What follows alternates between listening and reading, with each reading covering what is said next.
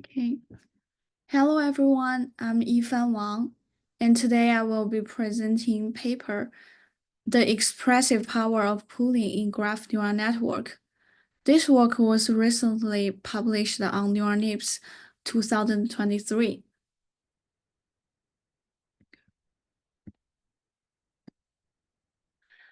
Here is a quick outline of today's presentation. I will start with some background on graph neural networks and their expressive power. Then I will introduce pooling operators and their mechanism in graph neural networks. I will also briefly talk about the motivation and the objective of this work. Then we will discuss the main theoretical contributions on pooling operators' expressiveness.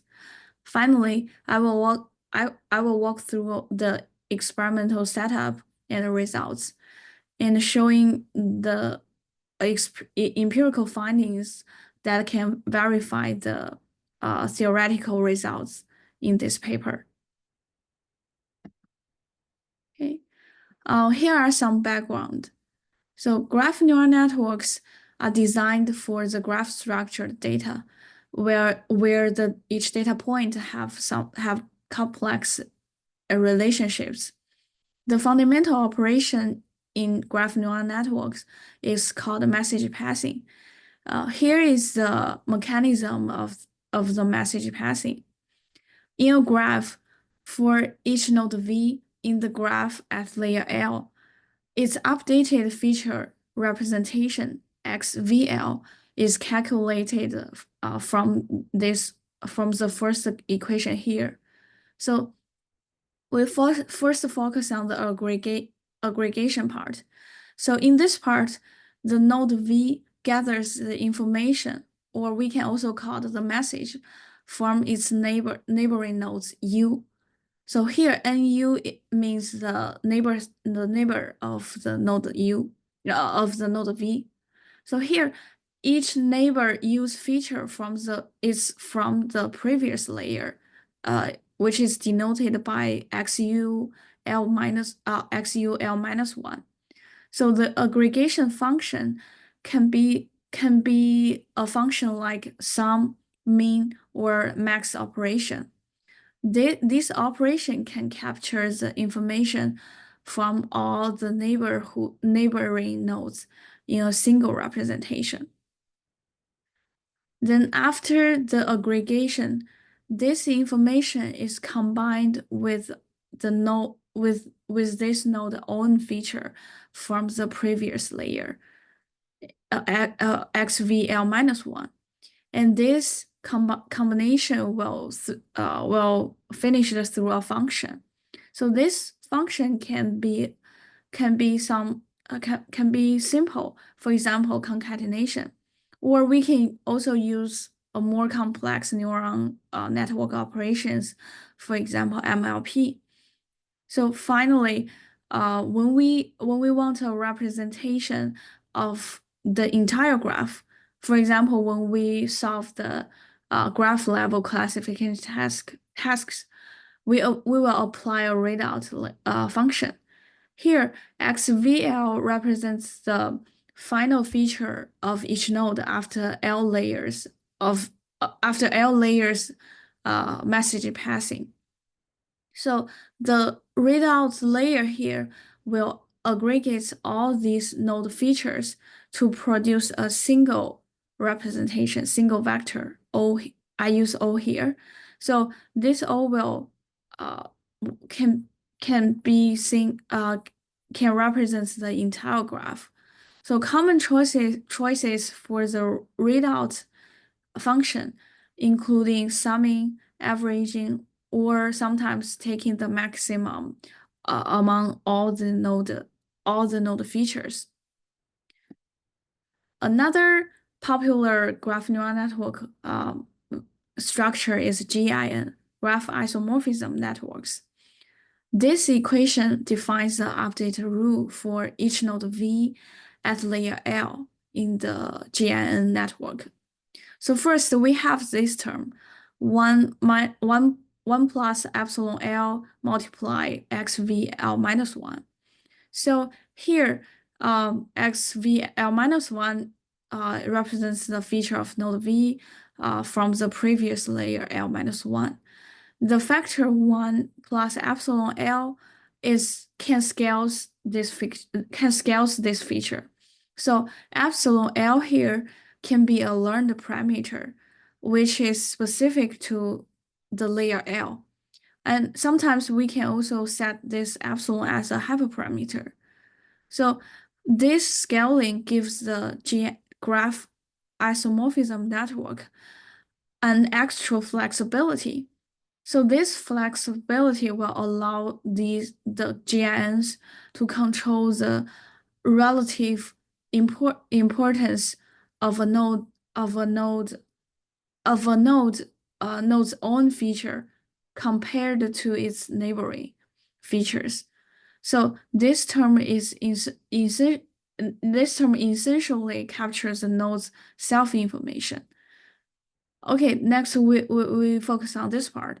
So this is the summation that aggregates the features of all neighboring nodes U around the V. So unlike traditional graph message passing layer, like we talked before, um, that in that case, they usually use the aggregation function. They use max. They sometimes use max, but in GN, it just use a very simple sum. So this sum is a very crucial choice because this is an injective function over the multisets, meaning that it will preserve the unique patterns in the neighbor's feature. So this choice will make the graph isomorphism networks more expressive. And we will talk about this later, about the reason why this is important. Okay. Uh, so finally, the combined feature from the self node and its neighbors are passed through an MLP operator.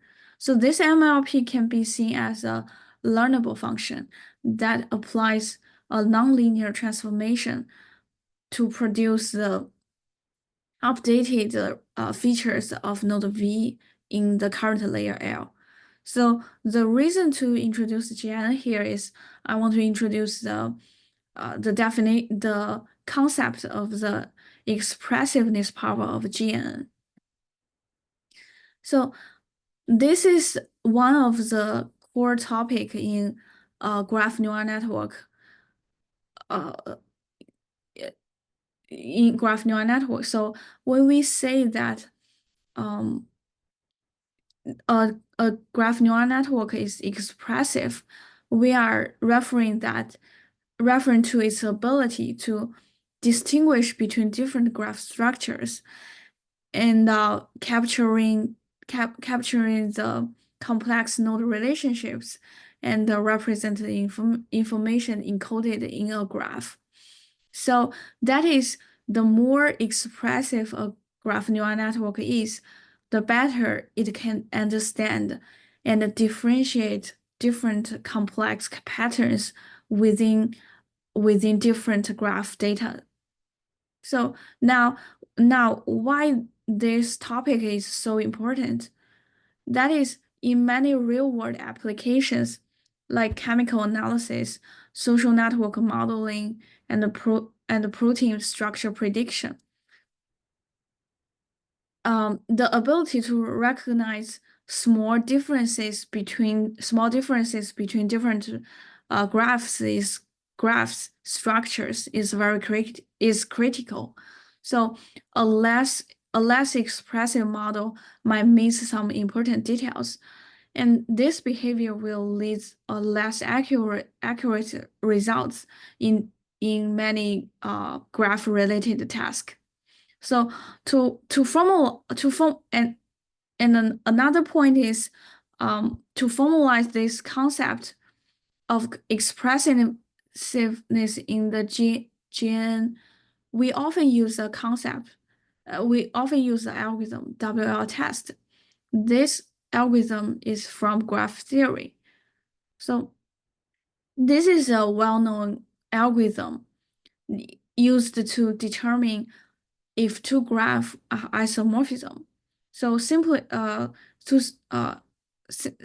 to simplify, the isomorphism means that these two graphs have same structure.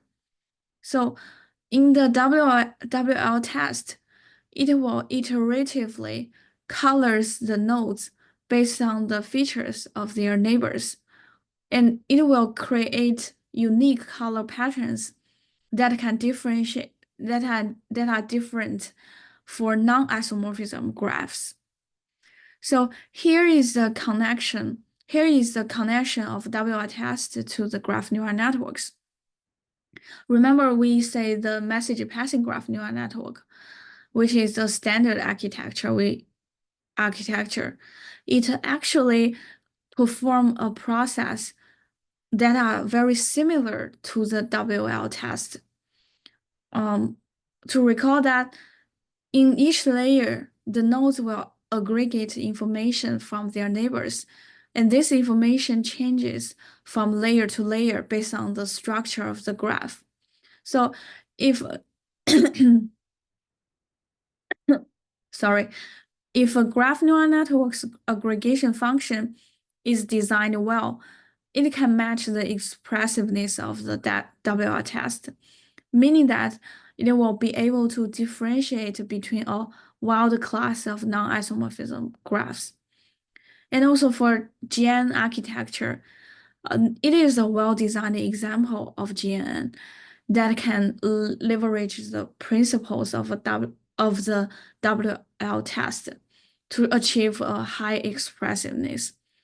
The reason is that the aggregation function is injective, and it can capture both node and neighborhood information with flexibility by using the parameter epsilon. Therefore, graph isomorphism networks can theoretically match the WL test expressiveness. Then we are ready to discussing the motivation behind this work on the expressiveness power of the pooling in GNNs. So now, inspired by the success of pooling in convolutional networks, recent research has introduced the hierarchy graph network like this figure for graph neural networks. So these operators allow graph neural network to generate more abstract and coarser representations of graphs. These pooling operators are widely used for tasks like graph classification, because it will helps to build a much deeper graph neural network than before. And it also allowed the network to gradually distill the local information into a more global graph properties. However, there is a challenge. So it is not straightforward to evaluate the power of the graph pooling operators and the quality of the coarser graphs it produced. So most current methods will evaluate the pooling indirectly by observing how well a graph neural network with these pooling operators performs on specific tasks like a graph classification or node classification. So this approach, however, is empirical and can be impacted by many factors. For example, the choice of the message passing layers, the activation function used in these layers, and also it will varies based on on different data set with different characteristics. So it is difficult to directly assess the contribution of the pooling operator itself. Therefore, to address this gap, the objective of this work is to establish a theoretical criteria for evaluating the expressive power of pooling operators in graph neural network.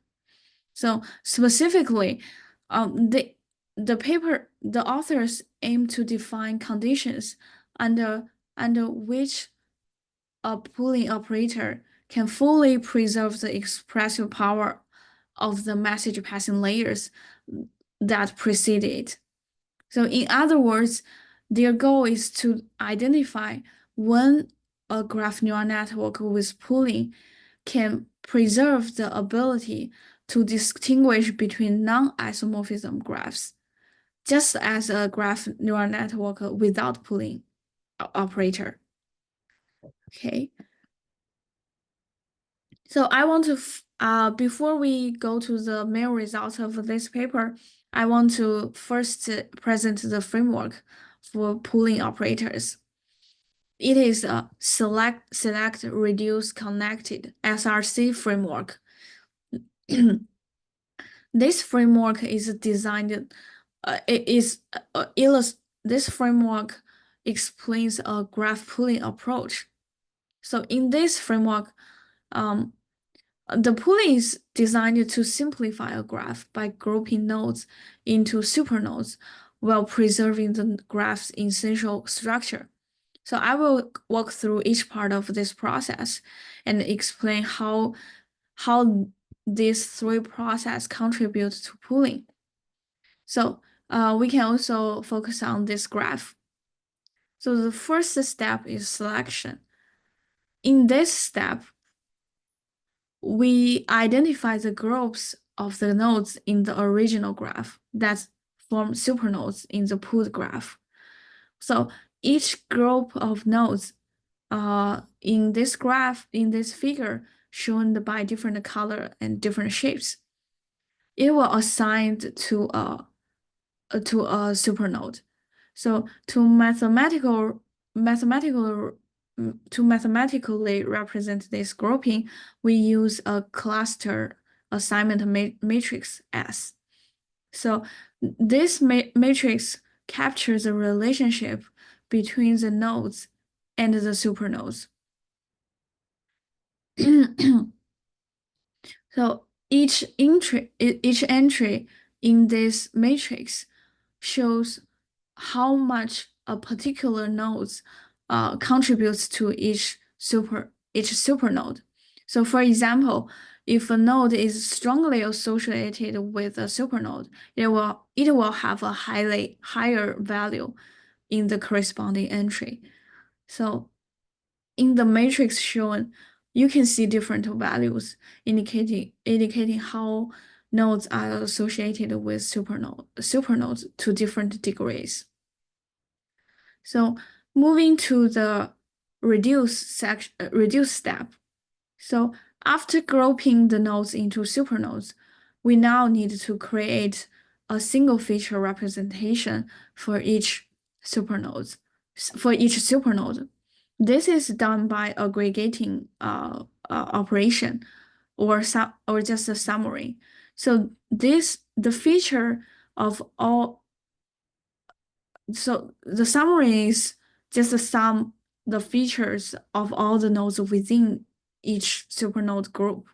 So the result of this reduction is represented by XP here.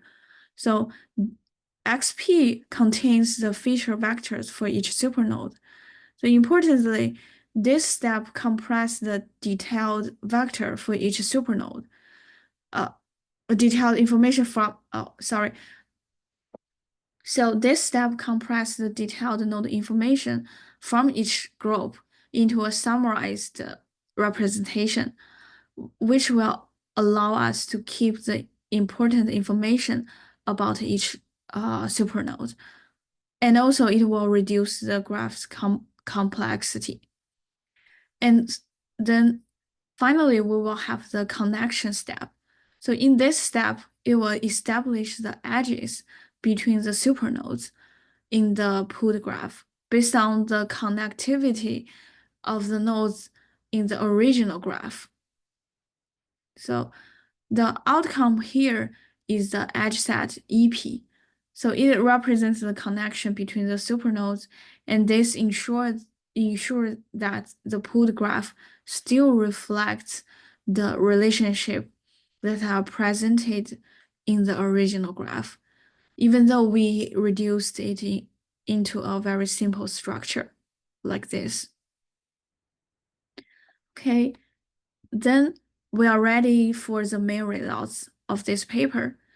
So this figure summarizes the key point of theorem 1, which is the main results.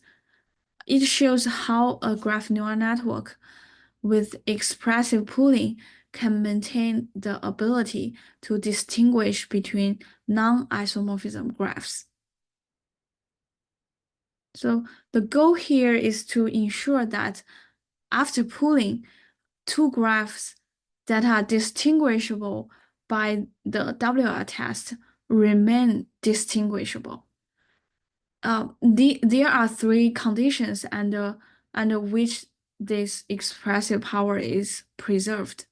So for condition 1, it is initial differentiation of the node features. It is present here in this figure. So that is for the graph neural network to distinguish between two WL distinguishable graphs, G1 and G2. The node features in the output after several message passing layers in the GN, G1 and G2, the representation of G1 and G2 must be distinct. This is the condition 1. And in this figure, we can show that there are two figures, G1 and G2. They have different colorings or embeddings. These different colorings indicating that after GN, they are not identical in terms of their features.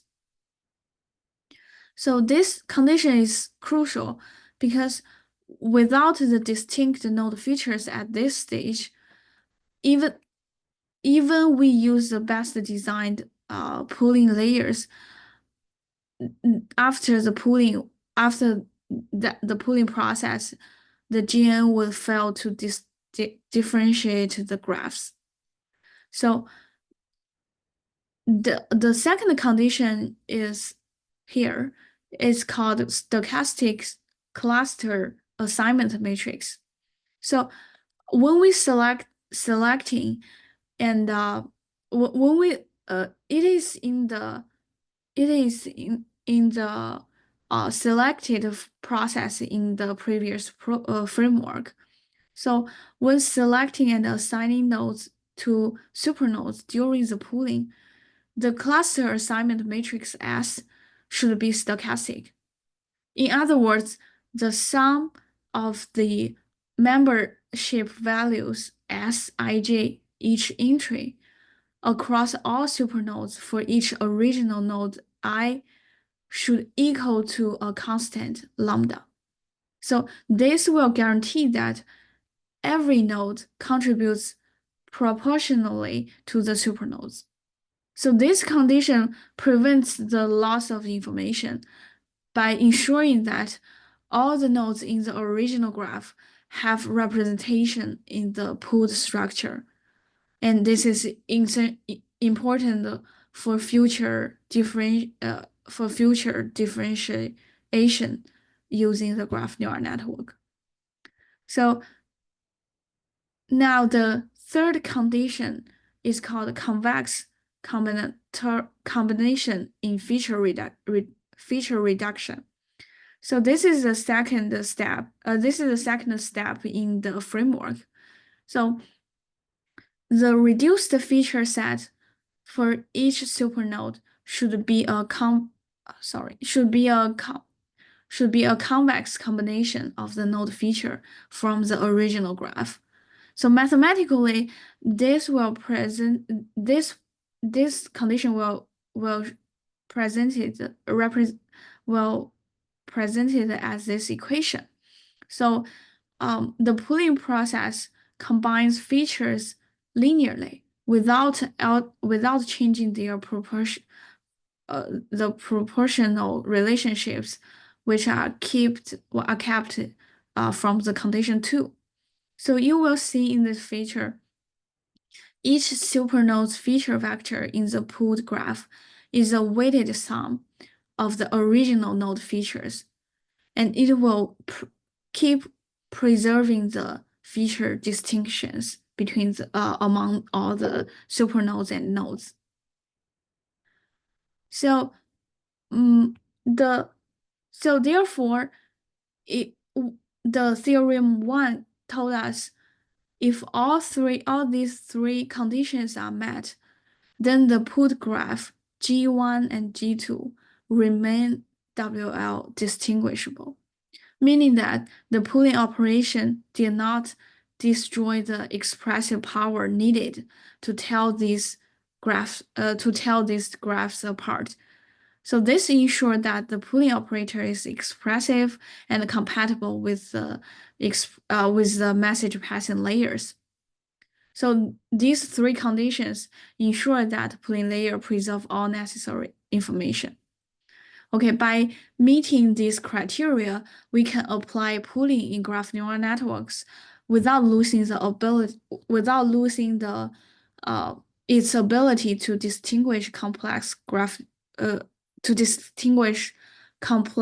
difficult graph structures. Okay. The paper then evaluates the expressiveness of the existing pooling operators. They assess these operators based on the three main criteria. So the first one is the density of the supernodes. The pooling operators can be dense or sparse, while dense pooling creates the supernodes containing relative large number of nodes. So while the sparse pooling limits the supernode size. And the second criteria is trainability. So some pooling operators are trainable, meaning that they can adjust their selections, reduction, and the connection functions through a learning process. For non-trainable operators, on the other hand, they just use a fixed rule. And the third criteria is adaptability. So it means it will categorize operators based on whether they produce a fixed number of supernodes or adapt based on the graph size. So by analyzing these factors, the paper presents which operators can better retain the expressive power within the message passing layers. Okay, first, let's look at the dense pooling operators. Some example like diff pool, minicut pool, and DMON. So these operators are commonly used due to their ability to form well-connected supernodes. For example, for trainability, each of these operators is trainable, and they use a loss function to learn the optimal structure for clustering the nodes for forming the expressive supernodes. Another character is the number of supernodes is predetermined, and it will not change for different graph size. And the last feature is, and the last one is its expressiveness. So this is really important. So this method, the authors prove that these methods satisfy the expressiveness condition outlined in the theorem 1. So for instance, they all the in these dense pooling operators, they use a softmax normalized step, which ensure that each node's ensure that each node's contribution to a supernode is balanced. And this balance meet the stochastic condition, and their aggregation also satisfies the third condition, convexity requirement. So therefore, dense pooling operators are effective at preserving the expressive power. Next, we consider the sparse pooling operator. For example, the top K pooling operator, Sage pool, and ASA pool. So these methods are popular for their computational efficiency and adaptability, but they come with limitations. So unlike dense operators, the sparse pooling methods produce supernodes with fewer nodes. This sparsity limits their expressiveness. On the other hand, sparse pooling methods rely on the scoring system to select the most important nodes. For example, in top K, it will rank the nodes by their feature scores, and it will only keep the highest ranked nodes. It will and then discarding the rest nodes. Therefore, these methods do not meet the expressive condition required to preserve the full power of distinguished graphs. Specifically, they failed in the second condition, stochastic condition, because they only assign selected nodes to supernodes. Additionally, their feature aggregation does not always maintain a convex combination. Now, let's discuss the expressive sparse pooling operators. Some examples include Grackless and EC pool. So each pooling operators has a unique mechanism. So in the first pooling operator, it uses a greedy bottom up spectral clustering approach. Specifically, it will assign each node to its closest neighbors based on the graph connectivity. By this way, they form the supernodes. But in EC pool, this operator is trainable, and it relies on the edge contraction. It will assign a score to each edge and contracting the highest score edges to form the supernodes. And thereby they can preserve the essential structure through the adaptive learning.